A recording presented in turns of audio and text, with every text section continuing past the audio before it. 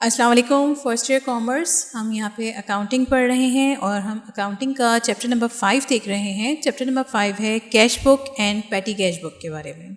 आज के लेक्चर के अंदर हम पढ़ेंगे कैश बुक के बारे में कि कैश बुक होती क्या है, कैश बुक यूज़ कैसे होती है, और इन सब चीज़ों की डिटेल पढ़ने के बाद हम इसकी एक वर्कड एग्जाम्पल भी देखेंगे। सबसे पहले यहाँ पे कैश बुक की आपको डेफिनेशन दी गई है। Cash book is a sub division of the book of original entry recording transactions involving receipts or payments of cash. All cash transactions are first entered in cash book and then posted from cash book in the ledger. Cash book basically हम बनाते हैं जब भी हमारे पास किसी भी किस्म की कोई ट्रांजैक्शन होती है तो उसकी ओरिजिनल एंट्री को रिकॉर्ड करने के लिए कितनी हमने रिसीविंग करी या हमने कितनी पेमेंट करी, उस सब चीज़ को रिकॉर्ड करने के लिए हम कैश बुक बनाते हैं। लेकिन कैश बुक के अंदर सिर्फ एक इसकी जो आपने देखनी होती है चीज़, वो ये देखनी होती है कि हम हर उस ट्रांजैक्शन को कैश बुक के अंदर रिकॉर्ड करते हैं जिसके अंदर कैश इन्वॉल्व होता है। यानी कि किसी भी किस्म की कोई भी क्रेडिट ट्रांजैक्शन हमारी कैश बुक के अंदर उसकी कोई जगह नहीं होती। मैंने कोई चीज़ परचेज़ करी, कैश पे करी, तो हम कैश बुक के अंदर उसकी एंट्री करेंगे। मैंने कोई चीज़ बेची, उसकी मैंने कुछ जो पेमेंट है वो मैंने रिसीव करी, कैश पे करी, या अगर मैंने रिसीवेबल्स क्रिएट किए तो हम यहाँ पे उसकी एंट्री नहीं करेंगे। लेकिन अगर मैंने हाथ के हाथ कैश रिसीव कर लिया तो उसकी एंट्री लाजमी तौर से हम अपनी कैश बुक के अंदर करते हैं। ठीक है। फिर इसके बाद आपको यहाँ पे बताए गए हैं कुछ फीचर्स कैश बुक के, कि कैश बुक में क्या क्या चीज़ें, उसकी मेन चीज़ें क्या क्या होती हैं। सबसे पहले आप लोगों को भी बताया गया कि only cash transactions are recorded. ठीक है, सिर्फ हमने कैश ट्रांजैक्शंस को रिकॉर्ड करना है। Secondly, performs the function of both journal and ledger at same time. Cash book जो है हमारे पास दोनों चीज़ों का काम कर रही होती है एक ही वक्त में, यानी कि जर्नल का काम भी कर रही होती है और लेजर का काम भी कर रही होती है। लेकिन दोबारा से वही बात कि सिर्फ कैश ट्रांजैक्शंस के लिए। फिर थर्ड इसका फीचर है कि cash receipts are recorded in debit side और cash payments are recorded in the credit side. आपको पता है कि हमारे पास जैसे लेजर होता है और जर्नल होता है, दोनों के अंदर हमने देखा है कि डेबिट और क्रेडिट दोनों साइड्स होती हैं। सेम इसी तरीके से कैश बुक के अंदर भी हम एक, जैसे लेजर के अंदर टी अकाउंट, हम लेजर को टी अकाउंट भी कहते हैं, जैसे हम एक टी अकाउंट बनाते हैं, इसी तरीके से हम कैश बुक के अंदर इसके दो पार्ट्स कर देते हैं। एक साइड हम कर देते हैं डेबिट साइड, जिसको हम कहते हैं कि हमारी रिसिप्ट साइड है, यानी कि जितना भी कैश आया वो हम डेबिट साइड पे, रिसिप्ट साइड पे लिखेंगे। ठीक है। दूसरी साइड हम बना देते हैं पेमेंट साइड, जो कि हमारी क्रेडिट साइड होती है, यानी कि लेफ्ट पे हमारा डेबिट होता है, रिसिप्ट कहलाती है, और राइट पे हमारा क्रेडिट साइड होती है जो कि पेमेंट साइड कहलाती है। यानी कि जितना भी कैश हमारी कंपनी में से जा रहा है उन सब चीज़ों को जो हम रिकॉर्ड करेंगे वो हम पेमेंट साइड पे करेंगे, और जितना भी कैश हमारे पास आ रहा है, किसी भी मद में आ रहा है, उस सब को हम रिकॉर्ड करते हैं अपनी डेबिट साइड पर। फिर इसके बाद इसका लास्ट फीचर दिया गया है, it records only one aspect that is cash. ठीक है, यानी कि हम कैश के अलावा इसके अंदर कोई बात नहीं करेंगे कि कोई भी ट्रांजैक्शन अगर हमारी क्रेडिट बेसिस पर हो रही है तो उसको हम यहाँ पे रिकॉर्ड नहीं करते, क्योंकि क्रेडिट ट्रांजैक्शंस को रिकॉर्ड करने के लिए हम आगे जाके अपने नेक्स्ट चैप्टर के अंदर पढ़ेंगे स्पेशल जर्नल्स होते हैं। वहाँ पे हम जितनी भी हमारी क्रेडिट ट्रांजैक्शंस हो रही होती हैं बिज़नेस के अंदर, उन सब को हम उस जगह पर रिकॉर्ड करते हैं। ओके, फिर इसके बाद इसमें नेक्स्ट चीज़ जो आती है वो होती है टाइप्स ऑफ कैश बुक। सबसे पहले इसके अंदर होती है सिंगल कॉलम कैश बुक, फिर हम देखते हैं 2 कॉलम कैश बुक, और थर्ड होती है 3 कॉलम कैश बुक, और फोर्थ हम देखेंगे इसके अंदर पेटी कैश बुक। इसी तरीके से पेटी कैश बुक होती है। पेटी कैश बुक हम इंशाअल्लाह ताला अपने नेक्स्ट लेक्चर के अंदर कवर करेंगे। फ़िलहाल हम सिर्फ अभी कैश बुक के बारे में बात करते हैं। कैश बुक को शुरू करने से पहले इसके अंदर कुछ टर्म्स होती हैं जिसको आपने समझना बहुत ज़्यादा ज़रूरी है, जिसके अंदर सबसे पहले हम बात करते हैं कॉन्ट्रा एंट्री की। Contra means opposite side. At the same time both debit and credit aspects of transactions are recorded in different columns. Contra entries वो एंट्रीज़ होती हैं जिसमें हम कोई ऐसी ट्रांजेक्शन देखते हैं जिसका ड्यूअल इफेक्ट हो, यानी कि वो हमारी दो साइड्स को इफेक्ट कर रही हो, जिसके अंदर कैश हमारे पास आ भी रहा हो और कैश हमारे पास किसी भी तरीके से जा भी रहा हो, और एक ही वक्त में दोनों काम हो रहे हो। इस तरह की एंट्रीज़ को हम कॉन्ट्रा एंट्रीज़ कहते हैं। इसकी सबसे बेसिक सी मिसाल ये है कि हम देखते हैं कि मेरे बैंक में कुछ अमाउंट पड़ा हुआ था जिसको मैंने बैंक से निकाला और उसको मैं कंपनी में यूज़ के लिए ले आई।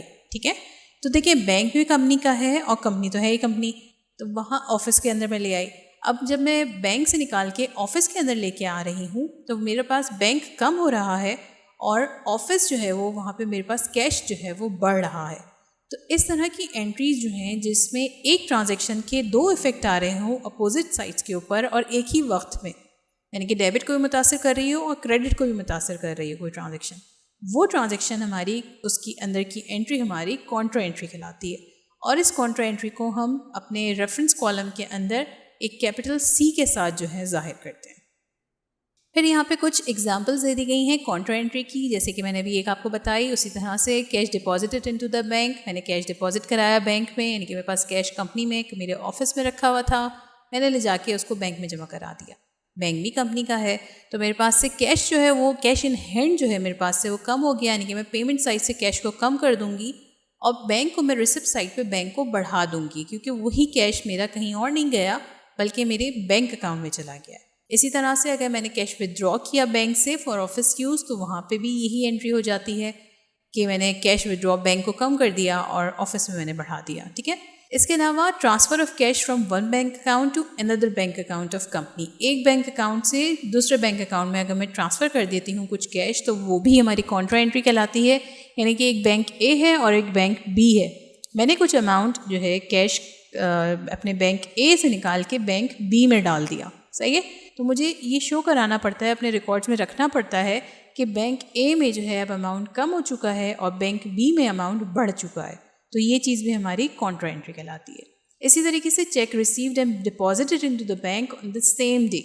अच्छा, इसमें आप देखेंगे मुख्तलिफ एग्जाम्पल्स के अंदर कि बाज़ दफ़ा हमारे पास कुछ अकाउंट रिसीवेबल्स के चेक रिसीव होते हैं। ठीक है, तो जब वो रिसीव होते हैं तो कुछ केसेस के अंदर मैं हाथ के हाथ उसको बैंक में डिपॉजिट कर देती हूँ और कुछ केसेस के अंदर मैं उसको फौरी तौर से डिपॉजिट नहीं करती, यानी कि मैंने आज रिसीव किया तो मैं 2 दिन बाद उसको डिपॉजिट कर दूंगी। तो अगली दो आपको जो सेंटेंसेस दिए हुए वो यही पॉइंट दिए हुए हैं कि cheque received and deposited into the bank on the same day, cheque receive and deposited into the bank on a later day. दोनों चीज़ें दी गई, यानी कि अगर मैं सेम डे पे डिपॉजिट करूँगी तो वहाँ पे भी मेरी कॉन्ट्रा एंट्री बनेगी, यानी कि जब तक चेक जो है मेरे पास होता है, जब तक मैं उसको डिपॉजिट नहीं कराती तो उसको मैं अपनी रिसिप्ट साइड पे कैश के कॉलम में रखती हूँ और जैसे ही मैं उसको डिपॉजिट करा देती हूँ तो वो चीज़ मेरी बैंक को बढ़ा देती है। ठीक है, सेम इसी तरीके से जब भी मैं लेटर डे किसी और दिन जमा कराऊंगी तब भी मैं यही काम करूँगी। फिर नेक्स्ट है cheque receive but endorsed in favour of a creditor. Cheque मैंने रिसीव किया लेकिन वो मेरे क्रेडिटर के फेवर में जा रहा है। ठीक है, तो वो चीज़ भी जो है मैंने किसी और के नाम से जो है मैंने चेक रिसीव कर लिया और उसको इंडोर्स कर दिया। फिर नेक्स्ट हमारे पास है डिसऑनर ऑफ कस्टमर्स चेक। कोई चेक कस्टमर का डिसऑनर हो जाता है तो वहाँ पे भी हमारी कॉन्ट्रा एंट्री बनती है। इसके बाद फिर एक और आप यहाँ पे टर्म देखेंगे डिस्काउंट के बारे में। डिस्काउंट हम आम अपनी रोज़मर्रा की ज़िंदगी में भी वर्ड यूज़ करते हैं।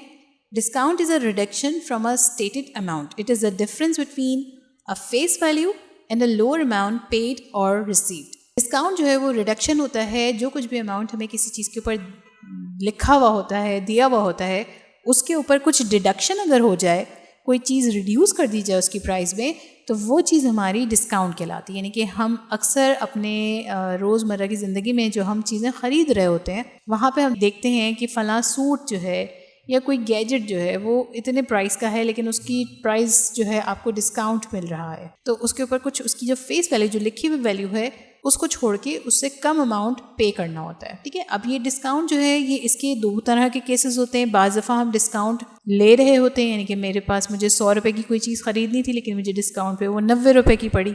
इसी तरीके से हम डिस्काउंट दे भी रहे होते हैं, यानी कि मैंने कोई चीज़ अपनी बेची थी, सेल्स की थी, जिसके ऊपर मैंने 100 रुपये की चीज़ थी लेकिन मैंने दूसरे सामने वाले बंदे को 90 रुपये में दे दी। तो जब हम डिस्काउंट रिसीव करते हैं, यानी कि हम जब परचेजेस करते हैं तो हम डिस्काउंट रिसीव कर रहे होते हैं, और जब हम सेल्स करते हैं, कोई चीज़ बेच रहे होते हैं, तो हम डिस्काउंट अलाउ कर रहे होते हैं। तो वो सेल्स डिस्काउंट कहलाता है और दूसरी साइड पे हमारे पास परचेज डिस्काउंट कहलाता है।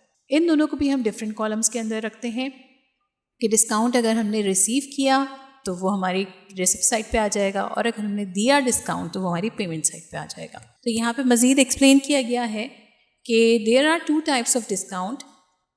एक डिस्काउंट होता है ट्रेड डिस्काउंट और दूसरा डिस्काउंट होता है कैश डिस्काउंट। ट्रेड डिस्काउंट की अगर बात की जाए, it represents an allowance which is made by the manufacturers to the wholesaler or by the wholesaler to the retailers, and it is calculated as percentage of list or catalog price of goods supplied. Trade discount में basically क्या हो रहा होता है, इसके अंदर हम एक अलाउंस को बेसिकली रिप्रेजेंट कर रहे होते हैं कि हमें कोई एक छोटा सा अलाउंस मिला है जो कि मैन्युफैक्चरर दे रहा होता है या तो होलसेलर को, या फिर होलसेलर दे रहा होता है अपने रिटेलर्स को।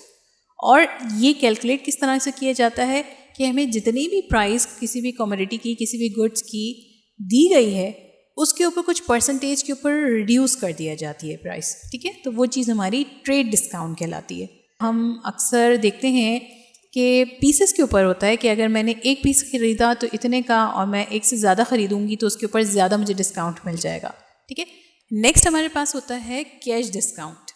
Cash discount is allowed to encourage a debtor to pay off his debt within a specified period if the debtor settles his account within a given time of period, he is entitled to reduce his bill by the agreed amount.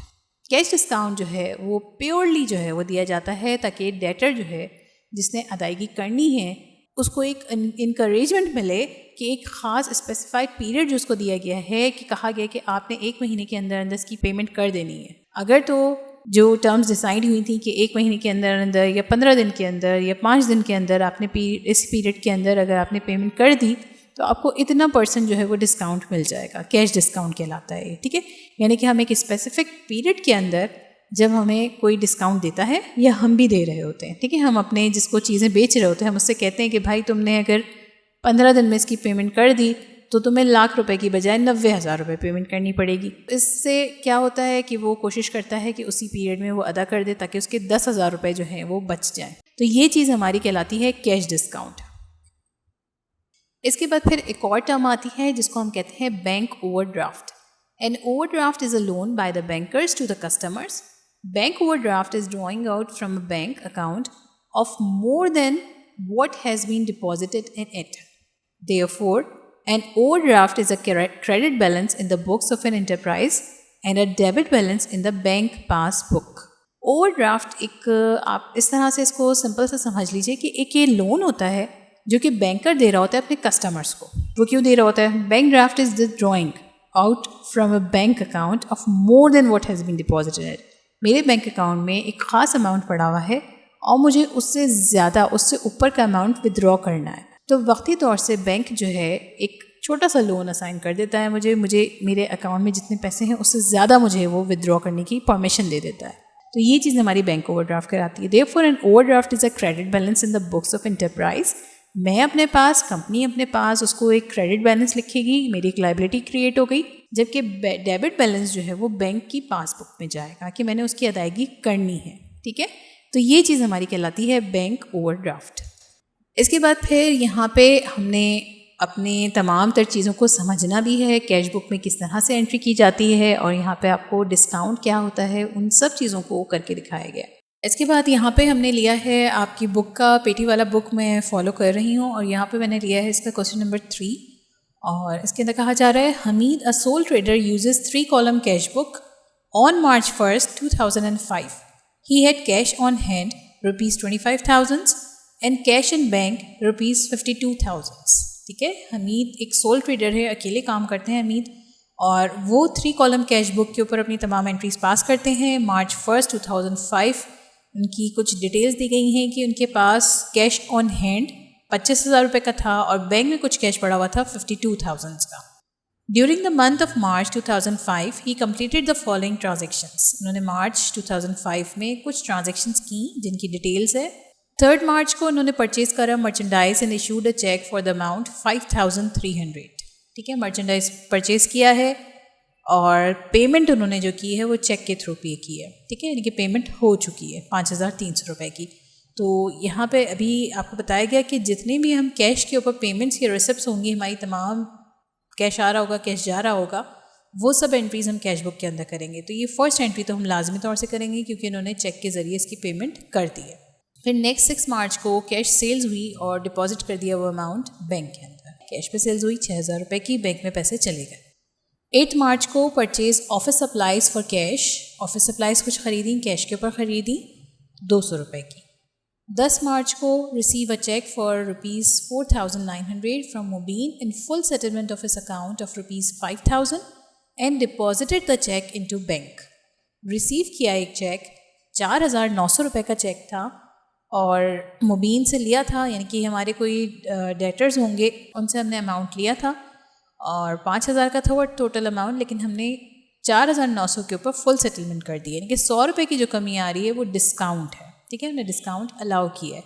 तो discount allow जब करते हैं तो वो जाहिर सी बात है, हमने कोई चीज़ बेची होती है जब भी दूसरे को डिस्काउंट देते हैं, तो ये सेल्स डिस्काउंट है। 15 मार्च सोल्ड किया हमने मर्चेंडाइज फॉर कैश 2,500 रुपये का। फिर 18 मार्च को मैंने विथड्रू किया कैश फॉर पर्सनल यूज़ 2,000 रुपये का। फिर 20 मार्च को इशू किया cheque for ₹2,450 to Ahmed in full settlement of his account ₹2,500। हमें कुछ पेमेंट करनी थी अहमद को जो कि 2,500 रुपये की थी, लेकिन हमने फुल सेटलमेंट 2,450 रुपये में की। अब ऊपर हमने लिया था चेक, वहाँ पे डिस्काउंट दिया था और यहाँ पे हम किसी को पेमेंट कर रहे हैं तो ये हमें डिस्काउंट मिल रहा है, तो ये डिस्काउंट रिसीव हुआ। वो डिस्काउंट अलाउ था, ये डिस्काउंट रिसीव है। डिस्काउंट अलाउ करते हैं हम सेल्स के ऊपर और डिस्काउंट रिसीव करते हैं हम परचेजेस के ऊपर, तो ये हमारा कहलाएगा परचेज डिस्काउंट। फिर 22 मार्च पे आए purchase merchandise for Mehboob traders on credit. हमने कुछ क्रेडिट के ऊपर मर्चेंडाइज जो है वो परचेज़ करी 15,000 रुपये की। अब ये एंट्री हम अपनी कैश बुक के अंदर नहीं लेके जाएंगे क्योंकि यहाँ पे साफ लिखा हुआ है ऑन क्रेडिट, ठीक है। तो जितनी भी ट्रांजैक्शंस क्रेडिट पे हो रही होंगी, जिसकी पेमेंट नहीं हो रही होगी, उसकी एंट्री हम कैश बुक के अंदर नहीं करते। उसके अलग स्पेशल जर्नल्स होते हैं जो हम आगे आने वाले लेक्चर्स में पढ़ेंगे। नेक्स्ट हम आ गए 23 March, sold goods to Shahkar sons on credit. अब सेल्स किए हमने शाहकार सन्स को, लेकिन ये भी क्रेडिट पे की है, इसका भी हमने कैश रिसीव नहीं किया है 20,000 रुपये। इस एंट्री को भी हम कैश बुक के अंदर नहीं लिखेंगे। 24 मार्च पे आए तो withdrew from bank for office use. Bank से कुछ पैसे निकाले हैं ऑफिस यूज़ के लिए, यानी कि बैंक कम हो रहा है और ऑफिस में वो पैसे आ रहे हैं। तो अभी हमने कॉन्ट्रा एंट्री के बारे में पढ़ा, तो वो कॉन्ट्रा एंट्री हमारी इस जगह पे 24 मार्च की ट्रांजैक्शन में होगी। कैसे होगी वो अभी हम देखते हैं आगे। 27 मार्च हमने मर्चेंडाइज परचेज़ किया फॉर कैश 3,000 रुपीज़ का, ठीक है, कैश में परचेज़ करी है। 3,000 रुपये जा रहे हैं कंपनी से, ये लाजमी तौर से हम अपनी कैश बुक के अंदर रिकॉर्ड कर लेंगे। फिर हम 30 मार्च पे आए, सैलरी पेड बाय चेक। हमने सैलरीज दी हैं, चेक के थ्रू दी हैं। बैंक कम हो रहा है यहाँ पे 3,500 रुपये से। मज़ीद इसके अंदर रिक्वायरमेंट में कहा गया है enter the opening balances on March 1, 2005 and record the transactions in the cash book. फिर secondly, balance the cash book on March 31, 2005, close it and bring down cash and bank balances on April 1, 2005। Next period में आपने लेके जाना है, ठीक है, cash book के balance को। तो ब्राउट फॉरवर्ड और कैरी फॉरवर्ड वाला काम यहाँ पे हम करेंगे, जो कि अपने टी अकाउंट्स में हम करते थे। Set up T accounts for sales discount and purchase discount, impose the totals of discount columns of cash book. Sales discount account number is 2235 and purchase discount account number 3325। Last में हमने sales discount और purchase discount दोनों के हमने अलग से T accounts बनाने हैं और सेल्स डिस्काउंट को हम नाम देंगे 2235 इसका अकाउंट नंबर होगा और परचेज डिस्काउंट का अकाउंट नंबर होगा 3325। अब ये यहीं पे समझ लीजिए कि सेल्स डिस्काउंट का अकाउंट नंबर और परचेज डिस्काउंट का अकाउंट नंबर क्या होता है। ये अकाउंट नंबर जब हम अपनी एंट्रीज़, हमारे पास क्योंकि एक रिकॉर्ड तो नहीं होता ना, बहुत सारी चीज़ों का रिकॉर्ड होता है, तो वहाँ पे हम रेफरेंस नंबर के लिए एक कोने में हम राइट हैंड के ऊपर ये अकाउंट नंबर इशू कर देते हैं कि सेल्स डिस्काउंट सारे इस टी अकाउंट के अंदर आ रहे हैं मार्च के, ठीक है। तो ये चीज़ हो गई यहाँ पे। अब इसके सोल्यूशन की तरफ चलते हैं। यहाँ मैंने हेडिंग डाली है Hamid traders cash book 3 columns for the month of March 2005। Cash book का पूरा पैटर्न देख लें आप।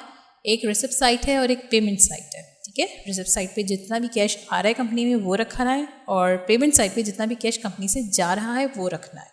कॉलम्स आप देख लें, डेट का कॉलम है, पर्टिकुलर्स है, फिर रेफरेंस कॉलम है, फिर सेल्स डिस्काउंट, फिर कैश, बैंक।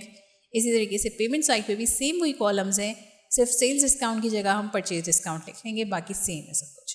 अब अगर इस रेफरेंस से हम जो हमें डाटा गिवन था इसके हिसाब से अगर हम चलें तो हमें पता है कि ईयर है 2005, तो मैंने सबसे पहले रिसिप्ट साइट और पेमेंट साइट दोनों साइट पे लिख लिया। मार्च 1 की बात की जाए तो मार्च 1 हमारे पास कुछ बैलेंस हम ब्राउट फॉरवर्ड कर रहे हैं, अपने पिछले पीरियड से लेके आ रहे हैं। कुछ कैश इन हैंड था और कुछ कैश बैंक में था, तो 25,000 का कैश इन हैंड था वो लिख लिया मैंने यहाँ पे, और 52,000 हमारे पास बैंक में था, वो भी मैंने यहाँ पे रखा। ओके, इसके बाद 3 मार्च की बात की जाए तो purchase merchandise and issued a cheque for the amount. हमने कुछ मर्चेंडाइज परचेज करी थी, तो हमने यहाँ पे मार्च 3 पेमेंट साइड पे लिखा, परचेजेस के नाम से लिखा, और इसमें अमाउंट इसका आ रहा था 5,300, और क्योंकि हमने इसको चेक के थ्रू पे किया था, इस वजह से हम अपनी पेमेंट साइड से बैंक के कॉलम में 5,300 रुपये कम कर देंगे। नेक्स्ट फिर हम आगे मार्च 6 पे, वहाँ पे कहा जा रहा है cash sales deposited into bank. Sales हुई है हमारी, कैश में हुई है और बैंक में डिपॉजिट हो रही है, तो 6,000 रुपये मैंने सेल्स के बैंक में डिपॉजिट कर दिए। नेक्स्ट फिर हमारे पास 8 March purchase office supplies for cash था। ऑफिस सप्लाइज थी मार्च 8 हमने परचेज की थी, यानी कि पेमेंट हमारे पास से जा रही है, तो 200 रुपये हमने कैश कम कर दिया। 10 March receive a cheque for ₹4,900 from Mubeen in full settlement office account of ₹5,000 and deposit the cheque into bank. 5,000 रुपये का हमारे पास अकाउंट रिसीवेबल्स थे, जिसमें से हमने रिसीव फुल सेटलमेंट के ऊपर कर लिए 4,900 रुपये के। तो 4,900 रुपये तो हमारे पास आ गए, लेकिन जो हमने छोड़ दिए पैसे 100 रुपये, वो हमारा कहलाया सेल्स डिस्काउंट। और क्योंकि हमने ये डिपॉजिट करा दिया चेक उसी सेम डेट पे बैंक में, इस वजह से मैंने इसको 4,900 रुपये को बैंक के कॉलम में लिखा। अगर हमारे पास चेक आता और उसको मैं डिपॉजिट कराने का यहाँ मेंशन नहीं किया हुआ था, तो उसको मैं जब तक डिपॉजिट नहीं कराती हूँ, जब तक मैं उस अमाउंट को कैश के कॉलम में लिखती हूँ। ठीक है, जब तक मेरे हाथ में चेक मौजूद है, मैं उसको एज अ कैश ट्रीट करती हूँ। और जैसे ही मैं देखूँगी कहीं पे भी जहाँ पे लिखा हुआ होगा deposited into bank, same date पे हुआ तो हम वहाँ बैंक में लिखेंगे, लेकिन किसी और डेट पे अगर चेक डिपॉजिट हो रहा है तो वहाँ पे हम डेट को मेंशन करके बैंक में वो अमाउंट डाल देंगे, और पेमेंट साइड से हम कैश में वो अमाउंट जो है वो कम कर देंगे। अगर अलग डेट्स पे होता है तो वहाँ पे हमारी कॉन्ट्रा एंट्री बन जाती है कि कैश को कम कर दिया और बैंक को बढ़ा दिया। क्यों करते हैं ऐसा?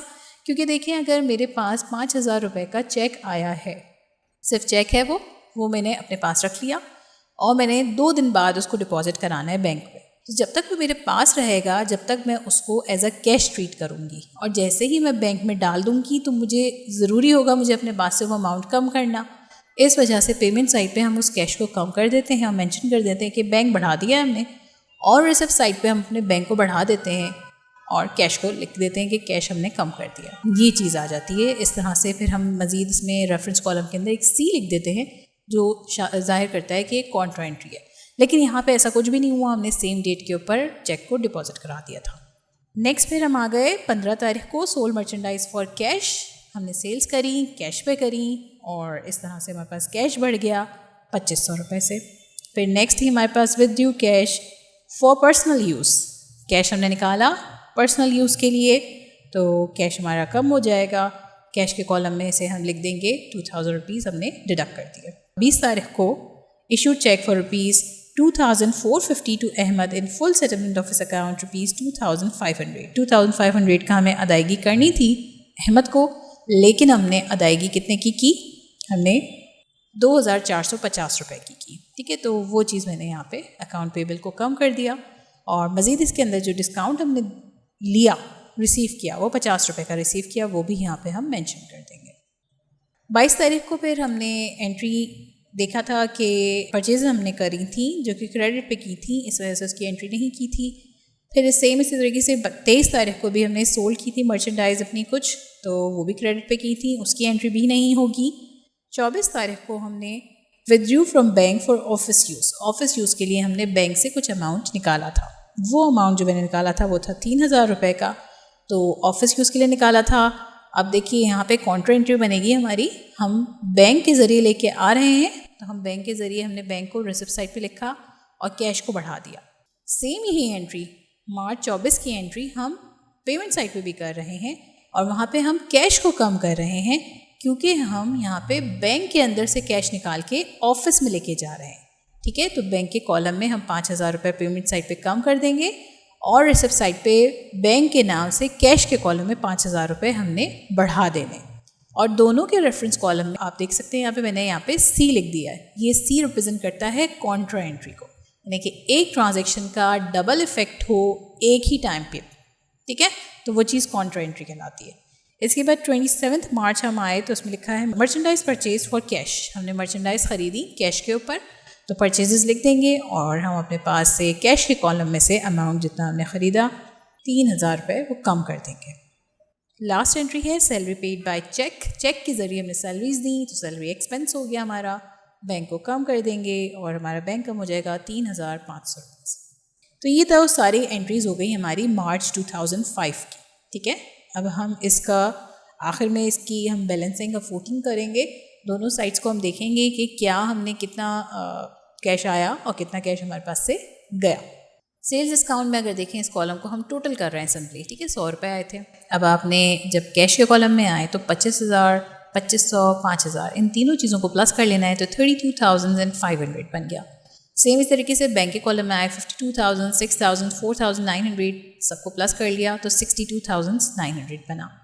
पेमेंट्स के कॉलम में आए परचेज डिस्काउंट था 50 रुपीज़ का। कैश के कॉलम में देखें अगर तो 200, 2,000, 3,000 को मिला के बने 5,200। बैंक के कॉलम में 5,300, 2,450 और 5,000 और 3,500 को मिला के हमारे बने 16,250। तो ये हमारी पेमेंट साइट हो गई और एक हमारी ये रिसिप्ट साइट हो गई। ये टोटल हमने जितने, अब ये देखें आप यहाँ पे देख सकते हैं कि रिसीविंग हमारी अगर कैश के कॉलम पे नज़र डालें तो रिसीविंग हमारी हुई थी 32,500 की, जबकि पेमेंट की साइट पे अगर आप देखें तो कैश के कॉलम में हम देखेंगे तो कैश यहाँ पे हमारे पेमेंट साइट से 5,200 रुपये का कैश गया है। आया है 32,500, गया है 5,200। इसी तरीके से बैंक के अंदर जो आए पैसे वो आए 62,900 के रिसिप्ट साइट पे। पेमेंट साइड की बात की जाए अगर तो बैंक के अंदर से 16,250 रुपीज़ गए हैं। ठीक है, तो ये दोनों चीज़ें हमने अभी ये दोनों को हमने यहाँ पे एडजस्ट करके बैलेंस करके लिख लिया। अब इन दोनों को अगर हम प्लस और माइनस करेंगे तो हमारे पास बैलेंस कैरी फॉरवर्ड आ जाएगा। यानी कि सिंपली मैंने जो कैश 32,500 रिसिप्ट साइड पे उसमें से माइनस कर देना है 5,200 तो आ जाएगा 27,300। सेम इसी तरीके से जो बैंक के कॉलम है हमारे पास रिसिप्ट साइड पे लिखा हुआ है 62,900, उसको मैंने माइनस कर देना है पेमेंट साइड के बैंक के कॉलम से 16,250 से, तो आंसर आ जाएगा 46,650। ये माइनस करने के ऊपर हमारे पास वो बैलेंस आया जो कि हम कैरी फॉरवर्ड करेंगे, अपने नेक्स्ट टाइम पीरियड के ऊपर लेके जाएंगे। यानी कि मार्च से अब हम अप्रैल में जा रहे हैं। सेल्स डिस्काउंट सेम वही था, 100 रुपये ही था। अब अगर हम दोनों साइड्स को बैलेंस कर लें तो आप यहाँ देख सकते हैं कैश में एज इट इज उतार लिया 32,500 और 62,900 बैंक के कॉलम से। फिर परचेज डिस्काउंट का 50 आ गया और यहाँ पे अगर मैं 27,300 और 5,200 को प्लस कर लूँ तो कितना बन जाएगा 32,500।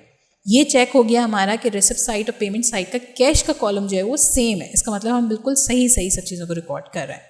सेम इसी तरीके से बैंक के कॉलम में 16,250 है और 46,650 है। इन दोनों को अगर वापस से प्लस कर लेते हैं तो वो बन जाता है 62,900। ठीक है, तो ये देखें हम दोनों चीज़ें यहाँ पे भी बैलेंस हो गई। ये चीज़ बैलेंसिंग हो गई हमारी। अब ये कैरी फॉरवर्ड था, ये हम अपने नेक्स्ट पीरियड में लेके जा सकते हैं। हमने यहाँ पे कैश बुक का काम कंप्लीट कर लिया। जो कुछ भी हमने कैश पे ट्रांजेक्शन्स हुई थी इन सब चीज़ों को हमने रिकॉर्ड कर लिया। क्रेडिट ट्रांजेक्शन्स को हमने यहाँ पे रिकॉर्ड नहीं किया। ठीक है, इसी तरीके से हम इस बैलेंस को अगले पीरियड में ले गए। अप्रैल 1 हमने लिखा और यहाँ मेंशन कर देंगे बैलेंस ब्राउट फॉरवर्ड। अब देखें हम यहाँ पे सब जब हमने सवाल शुरू किया था तो मार्च 1 में भी हमने बीडी किया था, यानी कि हम फेब से कोई बैलेंस लेके आ रहे थे। अब हम मार्च का बैलेंस अपने नेक्स्ट पीरियड यानी कि अप्रैल में लेके जा रहे हैं, तो ये वहाँ पे तो बैलेंस सीडी कहलाया, यहाँ आके ये कहलाया बैलेंस बीडी। ठीक है, क्लियर हो गई ये बात। कितना लेके आए थे वहाँ पे लिखा हुआ था 27,300 का, वो मैंने यहाँ पे लिख लिया। बैंक भी लेके आए थे 46,650 का, दोनों चीज़ें यहाँ पे लिखी। इस तरह से हमारी कैश बुक कंप्लीट हो गई। मज़ीद इसके अंदर कहा गया था कि टी अकाउंट्स बनाए परचेज डिस्काउंट के और सेल्स डिस्काउंट के, तो यहाँ पर मैंने दोनों के सेल्स डिस्काउंट का भी टी अकाउंट बना दिया और परचेज डिस्काउंट का भी। सेल्स डिस्काउंट का अगर टी अकाउंट की बात की जाए तो हमने 2005 ईयर लिखा है यहाँ पे और मार्च 31 लास्ट डेट जो होती है उसको यहाँ पे टी अकाउंट में लिखते हैं। 100 रुपये था हमारे पास सेल्स डिस्काउंट। और अगर बात की जाए परचेज डिस्काउंट की तो परचेज डिस्काउंट भी 2005 हमारा ईयर है और यहाँ पे भी हम मार्च 31 ही लिखेंगे, लेकिन इसकी एंट्री जो हम करेंगे वो लिखेंगे हम अपने क्रेडिट साइड पे। जैसे कि हमने सेल्स डिस्काउंट की डेबिट साइड पे की थी, इसकी होती है क्रेडिट साइड के ऊपर। और इस तरह से हमारे पास मार्च 31 परचेज डिस्काउंट आ गया 50 रुपीज़। तो ये था एक लेक्चर जिसके अंदर हमने बात करी कैश बुक के हवाले से कि कैश बुक क्या होती है। एक छोटा सा रिकैप मैं आपको दे दूं। कैश बुक हमारी अकाउंटिंग की एक ओरिजिनल एंट्री को रिकॉर्ड करने के लिए एक हम बनाते हैं टेबल, जिसके अंदर हम तमाम तर वो ट्रांजैक्शंस जो कि कैश पे हो रही होती हैं उन सबको हम रिकॉर्ड कर रहे होते हैं। लेकिन कोई भी ऐसी चीज़ जो कि कैश पे नहीं हो रही होती, क्रेडिट पे हो रही होती है, उसको हम हरगिज़ भी इसमें रिकॉर्ड नहीं करते। इसके अंदर कुछ चीज़ें हमने देखी, हमने कैश के बारे में देखा और बैंक के बारे में देखा, परचेज डिस्काउंट देखा और सेल्स डिस्काउंट देखा। परचेज डिस्काउंट हमें परचेजेस पे मिलता है, यानी कि कोई चीज़ परचेज़ करने के ऊपर हमें कोई डिस्काउंट मिलता है और वो डिस्काउंट हम कहते हैं कि ये डिस्काउंट रिसीव किया। इसी तरीके से सेल्स के ऊपर हम डिस्काउंट देते हैं लोगों को। हमने कोई चीज़ बेची, उसके ऊपर हमने कुछ अमाउंट रिड्यूस कर दिया अगर, तो वो हमने दूसरे को डिस्काउंट दिया और इसको हम कहते हैं डिस्काउंट अलाउड। ठीक है। इसके बाद हमने इनकी एंट्रीज़ देखी थी, हमने इसकी बैलेंसिंग देखी और फिर हमने देखा कि किस तरह से हम बैलेंस कैरी फॉरवर्ड करते हैं और किस तरह से बैलेंस ब्राउट फॉरवर्ड करते हैं।